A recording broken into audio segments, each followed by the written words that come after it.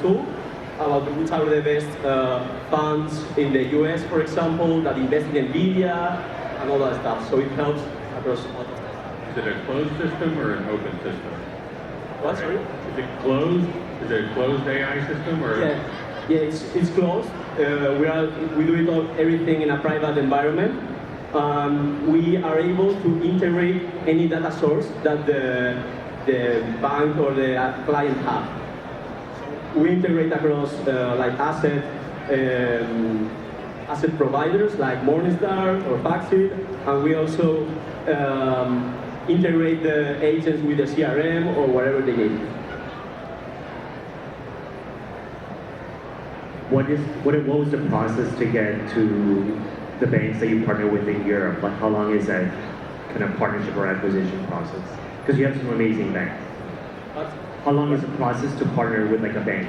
All right, it really depends, but you know the processes are long. It takes a long time. We usually do like a proof of concept to show them what really is the value that we have, and then work with them to really improve the agents. So the agents help the client and adapt to the client and not the other way. So it will take months, I would say. But we move real quick because we encourage wealth managers to use AI so they save time. So we do the same, and we use AI so we can reach clients, more clients, give higher quality, and in a shorter period of time.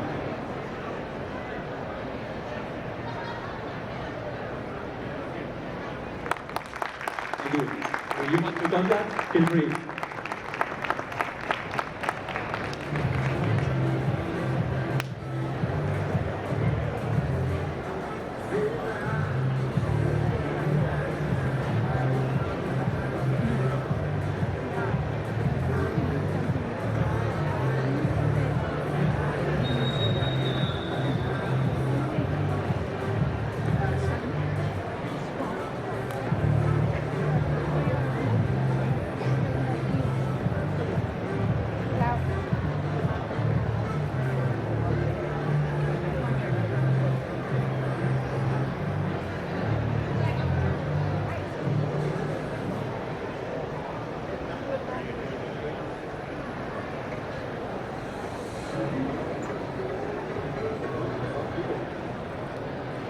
Hi everyone, my name is Socrates, and I built about $1 billion worth of startups in the last decade. I was recognized by the World Economic Forum as well as Forbes 50 in 2021 as an AI entrepreneur. I built the world's first AI auditor called MindBridge that is used by KPMG Global. And you know what's great with success?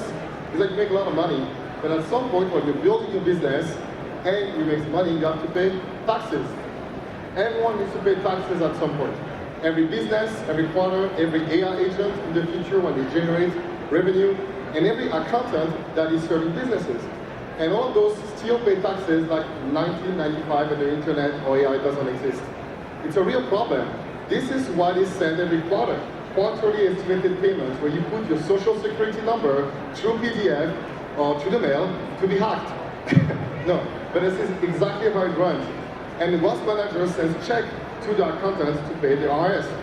It's really a problem. There's a lot of software today that does filing, a lot of them, but they forget the most important part, which is to pay the taxes on time. And it's complicated. It's 85 billion complicated. That's the amount of money that we all pay just on late fees and penalties every year. Just because you forget to put a little number somewhere, you pay late of 1 week, or simply there was a miscalculation, or you pay twice, all these inefficiencies cause a real problem on the economy. So I decided to do something about it. I went to pitch the best investor in fintech in Silicon Valley, Rex Salisbury, the CEO of the fastest growing top 20 CPA firm in the nation, Richard Koppelman. He's certainly an expert in GRC and the head of tax of Perpetuity, and we all invested in Remitian and a team of 30 people, all experts in their field, to essentially build a guardian for remittances, Remitian.com. And Remitian.com essentially is becoming the standard for tax payments in the 21st century. A global tax operating system with a repertoire of tax endpoints. It's the only agency platform that can have a rail for the entire tax ecosystem and client tri-party relationships are completely secure and in conformity. That means CPA firms, API partners, taxpayers, and authorities can all trust that network, and they can brokerage between it. It is the first time you will see in your lifetime that a $7 trillion tax payment is going to go online. That network of tax payments is really important as governments struggle with debt. We built 5 layers that is very hard to replicate. Money transmitting license ownership, regulatory infrastructure with the states, an agentic AI layer, and an API network effect. We went to market last year, and in 7 months, we signed 7 hours of deal from top 100 CPA firms and 70 other firms, and leading tax technology companies such as iWin, which powers cloud tax. You can, as of last month, go on cloud and do your tax for free. And guess who do the payments?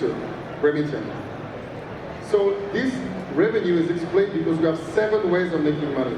We make money on access fee, interest on float, transaction fee, cross-border premium, as well as API integration fee. Essentially, we're a bank. And right now, with all this demand, we're raising a Series A to serve the growing demand we have in front of us. The $20 million that we're raising will secure the $20 million revenue in the next 3 to 5 years. But wait, there's more. As of 3 days ago, I received a text from the 3rd largest software of tax prep in the world who wants to put $2 million in us and do a reseller and an integration with us.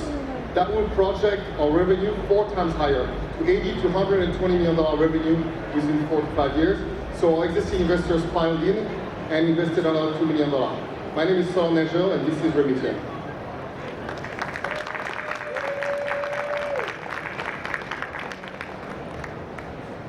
You killed it. Thank you. What is your greatest challenge? Hiring the right people and keeping them focused. Will the 20 million that you're raising, how much of that will go towards that? All of it.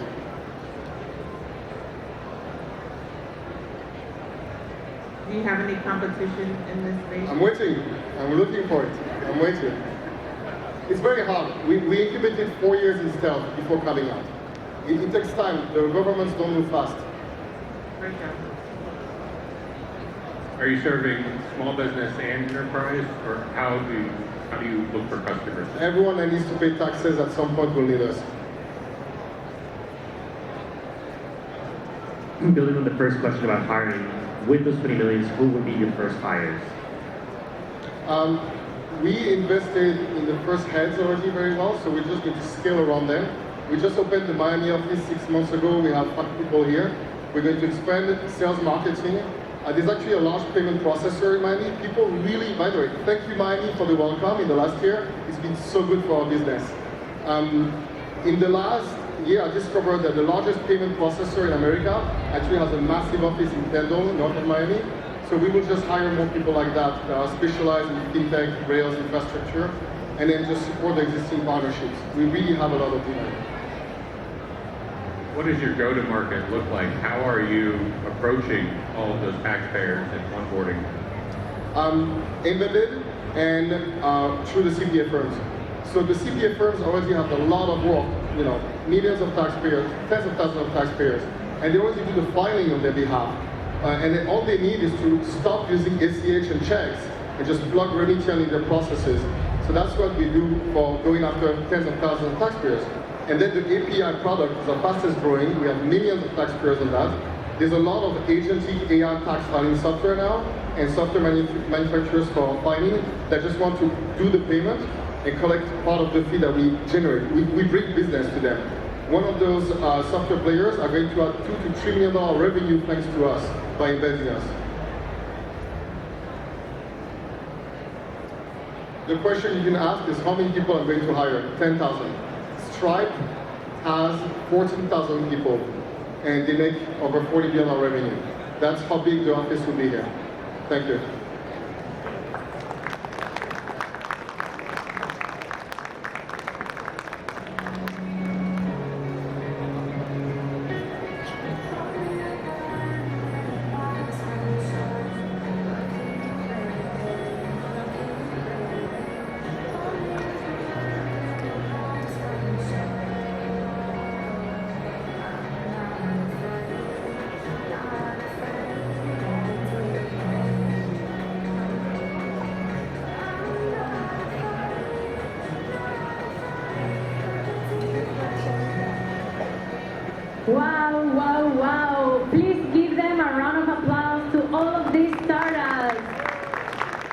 very much, all of you, for being here, listening to the amazing creativity, for the amazing energy, ideas they're bringing to the table. They're really solving the problems of the future and the problems of the present.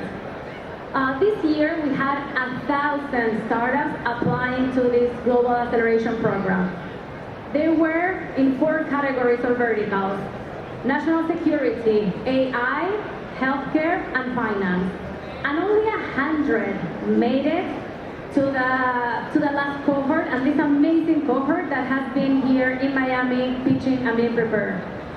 They were all mentored by the venture mentoring team, that they helped them how to prepare their pitch, but also gave them endless support to be here today. So also I would love to ask you for a round of applause to the venture mentoring team and to the Emerge team that is been supporting the startup.